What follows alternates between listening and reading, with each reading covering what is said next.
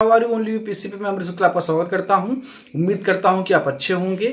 और एक चीज़ और है, मैं आपको बताता रहता हूं कि जो वेबसाइट है www.onlyupsc.in, आप वहां पर जरूर जाया कीजिए। आपको सारे क्लास के लिंक इकट्ठे आपको वहां पर मिल जाएंगे। सब कुछ एक तरीके से वहां पर डिजाइन किया गया है। बहुत सारे पीडीएफ के नोट्स वहां पर पड़े हुए हैं जिसको पढ़ करके आप फायदा ले सकते हैं। और इस क्लास में हम आपको राज्यपाल के बारे में पढ़ाना शुरू कर रहे हैं। आपने इससे पहले जो पॉलिटी क्लास पढ़ी उसमें आपने केंद्र सरकार के बारे में पूरा पढ़ा, राष्ट्रपति, प्रेसिडेंट जो है, उसके बाद में वाइस प्रेसिडेंट पढ़ा, और जो उनकी बहुत सारी संवैधानिक संस्थाएं थीं जो केंद्र के स्तर पर काम करती, वो सारी चीज़ें आपने पढ़ा। अब हम राज्य को पढ़ेंगे, जिसमें आप जो है पहली क्लास में आप राज्यपाल के बारे में पढ़ेंगे। ये राज्यपाल के बारे में पहली क्लास है। दूसरी क्लास भी हम राज्यपाल की लेंगे क्योंकि ये बड़ा टॉपिक है, इससे सवाल भी बहुत आते हैं। तो आइए हम क्लास शुरू करते हैं। नमस्कार विद्यार्थियों, कैसे? उम्मीद करता हूँ कि अच्छे होंगे। जैसा कि आप ये पीडीएफ देख रहे हैं, ये हमारी पॉलिटी की अगली क्लास है जिसमें हम अब पढ़ना शुरू करेंगे राज्य सरकार के बारे में। अभी तक हमने केंद्र सरकार और कई जो है संवैधानिक संस्थाओं के बारे में पढ़ा। अब हम राज्य सरकार पढ़ना शुरू कर रहे हैं। इस सेक्शन में हम राज्य सरकार में जितने महत्वपूर्ण पद हैं उनको पढ़ेंगे, साथ ही जो उनके काम है वो सारे देखेंगे। तो हम शुरुआत कर रहे हैं आज राज्य सरकार में। चूँकि राज्य में सबसे प्रमुख कौन होता है? राज्यपाल होता है, इसीलिए हमने राज्यपाल से आज शुरुआत किया है। पहला पद राज्यपाल का ही हम लोग पढ़ेंगे। तो जो राज्य सरकार है ये भाग 6 में है, ठीक है। जो पूरा वर्णन है राज्य के बारे में ये भाग 6 में है। जैसा कि आप जानते हैं कि भारत एक संघीय व्यवस्था है, और एक ऐसी संघीय व्यवस्था ये कनाडा का मॉडल है, ठीक है। तो इसमें क्या है कि केंद्र है और उसके साथ में राज्य भी हैं, और वो राज्य जो हैं वो केंद्र से इस प्रकार जुड़े हैं कि उससे अलग नहीं हो सकते हैं, ठीक है। तो यहाँ पर जो राज्य है वो उनकी अपनी अलग अलग शक्तियाँ हैं। तो पूरी की पूरी जो है हमारी आगे की जो क्लास होने वाली है वो राज्य से समर्पित होगी। तो आइए पहला पद राज्यपाल पढ़ना हम शुरू करते हैं, ठीक है। तो जैसा कि यहाँ पर मेंशन कर दिया मैंने, राज्यपाल, राज्यपाल को इंग्लिश में क्या बोलते हैं? गवर्नर बोलते हैं। इनको क्या बोलते हैं? गवर्नर बोलते हैं, ठीक है। तो यहाँ पर कुछ महत्वपूर्ण चीजें हैं राज्यपाल के बारे में जिन्हें हम पहले देख लेते हैं, ठीक है। पहला क्या लिखा हुआ है? राज्यपाल राज्य का संवैधानिक प्रमुख होता है। राज्यपाल जो है वो राज्य का संवैधानिक प्रमुख होता है, ठीक है। ये जो महत्वपूर्ण पॉइंट मैंने यहाँ पर लिखे हैं ये सीधे सीधे सवाल के रूप में आते हैं, ठीक है। अगला पॉइंट देखते हैं। राज्यपाल राज्य का कार्यकारी प्रमुख होता है। कार्यकारी प्रमुख का मतलब कि सारे काम राज्यपाल के नाम से ही होते हैं, ठीक है। राज्य के सारे काम राज्यपाल के नाम से ही होते हैं। जिस प्रकार केंद्र में सारे काम राष्ट्रपति के नाम से होते हैं, उसी प्रकार राज्य में सभी काम राज्यपाल के नाम से होते हैं। आगे देखते हैं। राज्यपाल राज्य में केंद्र सरकार के प्रतिनिधि के रूप में कार्य करता है, ठीक है। जो राज्यपाल है वो केंद्र सरकार के प्रतिनिधि के रूप में काम करता है, क्योंकि केंद्र सरकार के द्वारा ही वो नियुक्त होता है। आगे आप पढ़ेंगे उसको, उनकी नियुक्ति कैसे होती है। तो वो जो है राज्यपाल जो है वो केंद्र का एक प्रतिनिधि है जो राज्य में काम कर रहा है, ठीक है। आगे देखते हैं। अगला पॉइंट क्या है? सामान्यतया एक राज्य का एक ही राज्यपाल हो सकता है, परंतु 7वें संविधान संशोधन 1956 के अनुसार एक ही व्यक्ति 2 या 2 से अधिक राज्य का राज्यपाल हो सकता है, ठीक है। तो 1956 तक व्यवस्था क्या थी कि एक राज्य का एक ही राज्यपाल हो सकता है, लेकिन उसके बाद में 7वें संविधान संशोधन के द्वारा, जो कि 1956 में हुआ, ये व्यवस्था कर दिया गया कि एक व्यक्ति को एक से अधिक राज्य का राज्यपाल नियुक्त किया जा सकता है, ठीक है। तो ये थी जो है महत्वपूर्ण पॉइंट जो राज्यपाल के पद से संबंधित थे। तो अब आगे हम उनके बारे में पढ़ेंगे कि उनकी नियुक्ति कैसे होती है, उनकी सेवा शर्तें क्या हैं, ये सारी चीज़ें हम पढ़ेंगे। देखिए एक चीज़ मैं आपको बता दूं कि ये वीडियो जो आप देख रहे हैं राज्यपाल का, इसको हम 2 पार्ट में पढ़ेंगे। ये पहला पार्ट आप पढ़ रहे हैं, ठीक है। इसका सेकंड पार्ट आपको अगली क्लास में मिलेगा। चूंकि मैं चाहता हूं कि एक एक पॉइंट आपको मिले, कुछ भी ना छूटे। जो महत्वपूर्ण बातें, जो राजनीतिक बातें से जुड़ी हुई वो भी मैं आपको बताऊंगा, क्योंकि आपके दिमाग में एक पर्सपेक्टिव बने। क्योंकि आपको सिर्फ प्री नहीं क्लियर करना है, आपको मेंस भी लिखना है। तो जब तक आपके दिमाग में पूरा एक मैप तैयार नहीं होगा, एक स्क्रिप्ट तैयार नहीं होगी, आप सफल नहीं हो सकते हैं, ठीक है। तो अगला चलिए आगे देखते हैं। तो आप समझ गए होंगे कि ये जो है फर्स्ट पार्ट है, इसके बाद हम सेकंड पार्ट लेकर के आएंगे। ठीक है, आगे देखते हैं राज्यपाल की नियुक्ति। ठीक है, राज्यपाल की नियुक्ति कैसे होती है इस पर हम चर्चा कर लेते हैं। तो पहला इसमें जो पॉइंट लिखा हुआ वो ये है कि राज्यपाल की नियुक्ति कौन करता है? राष्ट्रपति। जैसा कि आपने भी ऊपर पढ़ा था कि वो केंद्र सरकार के प्रतिनिधि के तौर पर राज्य में काम करता है। ठीक है, तो उसकी नियुक्ति जाहिर सी बात है केंद्र के द्वारा ही होगी। और राज्यपाल की नियुक्ति कौन करता है? राष्ट्रपति के मोहर लगे आज्ञा पत्र के माध्यम से होता है। ठीक है, यानी कि राष्ट्रपति नियुक्त करता है और राज्यपाल राष्ट्रपति के प्रसाद पर्यंत जो है अपने पद पर रहते हैं। ठीक है, प्रसाद पर्यंत अपना पद धारण करते हैं। इसका मतलब यह होता है कि जब तक राष्ट्रपति चाहेगा तब तक राज्यपाल राज्य का राज्यपाल बना रहेगा। लेकिन यहाँ पर एक इंटरेस्टिंग बात जो कि मैंने नोट में लिखा है, 1979 में सुप्रीम कोर्ट के एक फैसले में कहा गया कि राज्यपाल राज्य में केंद्र सरकार के अधीन रोजगार नहीं है। ये कोई रोजगार का पद नहीं है, कोई नौकरी नहीं कर रहा है, यह एक संवैधानिक प्रमुख है। हालांकि प्रैक्टिकली ऐसा ही है। प्रैक्टिकली अगर आप देखें, अगर राजनीति में आपका रुचि है तो आप जानते होंगे कि राज्यपाल केंद्र के इशारों पर ही काम करता है और जो पार्टी सत्ता में होती है केंद्र में वो अपने ही व्यक्तियों को राज्यपाल नियुक्त करती है। इसका मतलब कहीं ना कहीं वो उसी के लिए उस राज्य में काम कर रहा होता है। फिर भी सुप्रीम कोर्ट ने कहा कि राज्यपाल जो है वो एक संवैधानिक प्रमुख का पद है, वो कोई नौकरी नहीं जो है राज्य में कर रहा है। ठीक है, तो ये सुप्रीम कोर्ट ने 1979 में अपने एक फैसले में कहा था। इसी देखो, इसको मैंने नोट में डाल दिया है।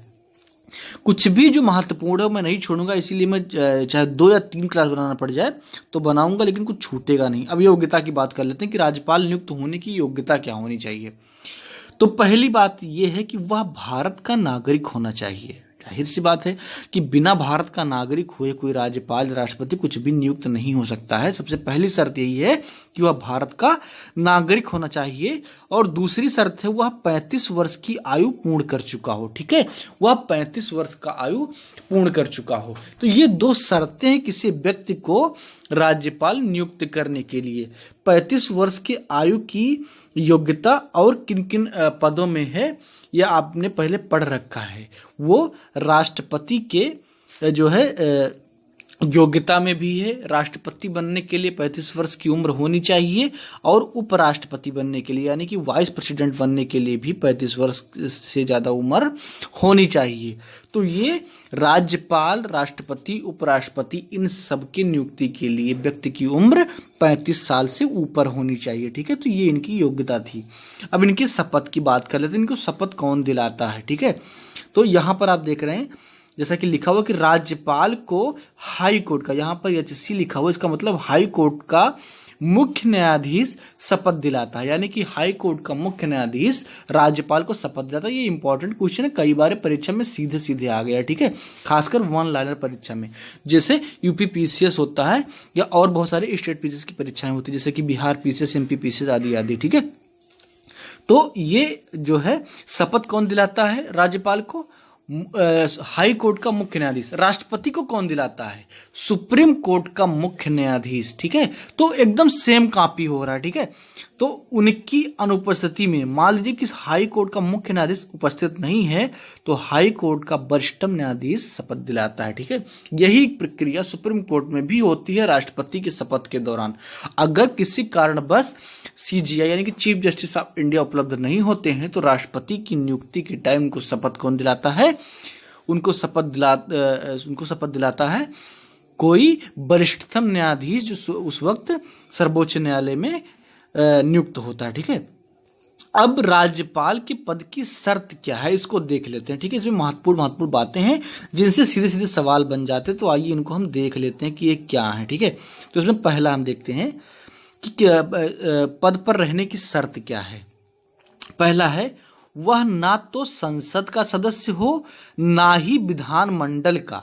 यानी कि जो व्यक्ति राज्यपाल के पद को धारण करता है वो ना तो संसद का मतलब कि लोकसभा या राज्यसभा, वो दोनों सदनों में से किसी का सदस्य नहीं होना चाहिए और साथ ही साथ विधानमंडल यानी कि विधानसभा और विधान परिषद, जिस स्टेट में विधान परिषद नहीं है वहाँ विधानमंडल का मतलब केवल विधानसभा होती है, लेकिन जहाँ पर विधान परिषद एग्जिस्ट करता है वहाँ पर विधानमंडल में 2 सदन होते हैं, विधान परिषद और विधानसभा। ठीक है, तो वो किसी भी सदन का सदस्य नहीं होना चाहिए। यदि वह नियुक्त होने से पहले इन पदों पर है तो उसे त्यागपत्र देना पड़ता है, अपनी नियुक्ति के टाइम पर उसे अपना ये पद छोड़ना पड़ता है। ठीक है, दूसरा देखते हैं क्या है, उसे किसी लाभ का पद नहीं धारण करना चाहिए, यानी कि जो व्यक्ति राज्यपाल नियुक्त है वो कोई लाभ का पद धारण नहीं करेगा। ठीक है, आगे देखते हैं कि अगली शर्त क्या है, वह बिना किराए के राजभवन में रहेगा, यानी कि जो राजभवन होता है, हर स्टेट का एक राजभवन होता है, तो जो राज्य का प्रमुख यानी कि राज्यपाल है वो बिना किराए के उसमें रहता है या रह सकता है, ये उनके पद एवं सेवा शर्त में लिखी जाती है बात।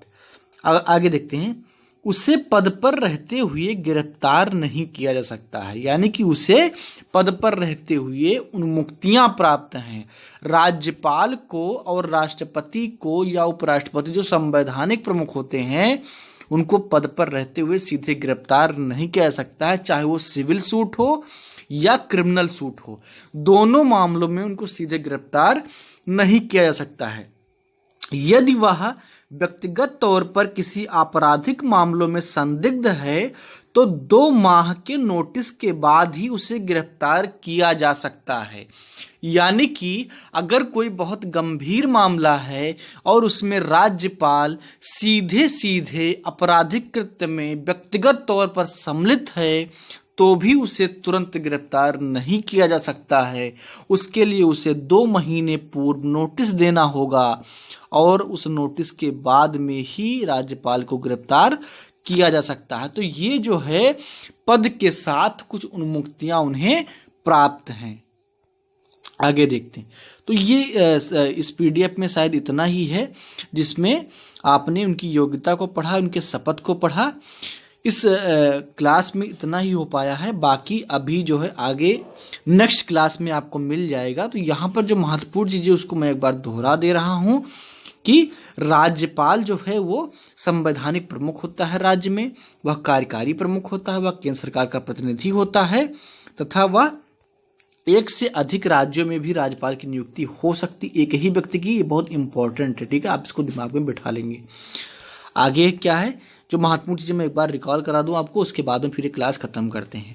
राज्यपाल की नियुक्ति कौन करता है? राष्ट्रपति करती है, ये बात आप ध्यान में रखेंगे, ठीक है। और आगे देखते हैं कि योग्यता इनकी ये है कि ये भारत का नागरिक होना चाहिए और दूसरा कि 35 वर्ष की आयु वो पूर्ण कर चुका हो। शपथ का सवाल कई बार परीक्षाओं में आया है, तो शपथ कौन दिलाता है? हाई कोर्ट का मुख्य न्यायाधीश शपथ दिलाता है, और अगर वो उपस्थित नहीं है तो हाई कोर्ट का वरिष्ठ न्यायाधीश उनको शपथ दिलाता है, ठीक है। आगे जो उनकी पद एवं सेवा शर्तें हैं, जैसा कि मैंने अभी आपको तुरंत ही बताया है कि वो किसी भी सदन का सदस्य नहीं होना चाहिए, उसे कोई लाभ का पद नहीं धारण करना चाहिए। बाकी ये जो सेवा शर्तें हैं कि वो अपने जो है बिना किराए दिए अपने उस जो है उसमें रहेगा, और उसके बाद में उसे पद पर रहते हुए गिरफ्तार नहीं किया जा सकता, यानी कि ये उन्मुक्तियां उनको प्राप्त हैं। तो ये सारी चीज़ें थी जिसको आपने इस क्लास में पढ़ा। अगली क्लास में हम आगे बात करेंगे जिसमें उनकी शक्तियाँ, उनकी कार्यकारी शक्तियाँ क्या हैं, उनकी विधायी शक्तियाँ क्या हैं, उनकी वित्तीय शक्तियाँ क्या हैं, उनकी पदावधि क्या है, ये सारी चीज़ हम चर्चा करेंगे, क्योंकि ये चैप्टर बहुत बड़ा है और इससे बहुत सारे सवाल भी आते हैं। उसके बाद में हम आगे करेंगे क्या कि राष्ट्रपति और राज्यपाल की जो अलग अलग प्रकार की शक्तियाँ हैं उनकी हम तुलना भी करेंगे। तो एक डीप चर्चा इसमें हमको करनी, इसलिए हम सेकंड क्लास में संभवतः जो है हम इसको कर ले जाएं, ठीक है। तो ये जो है इस क्लास में इतना ही है। बाकी एक चीज़ मैंने आपको जो नहीं बताई वो आप नोट कर लेंगे कि जो भाग 6 है वो आर्टिकल 153 से शुरू होता है और आर्टिकल 153 ही राज्य के राज्यपाल की नियुक्ति के बारे में उपबंध करता है, ठीक है। तो ये सारी चीज़ें तो फैक्चुअल बातें ये मैं कवर कर लूँगा बीच बीच में बता के। तो इस क्लास में इतना ही। क्लास को आप लाइक कीजिए, शेयर कीजिए और कमेंट बॉक्स में अपनी राय जरूर दीजिए। और अगर अभी तक आपने हमारे चैनल को सब्सक्राइब नहीं किया तो उसको सब्सक्राइब जरूर कर लीजिए। धन्यवाद।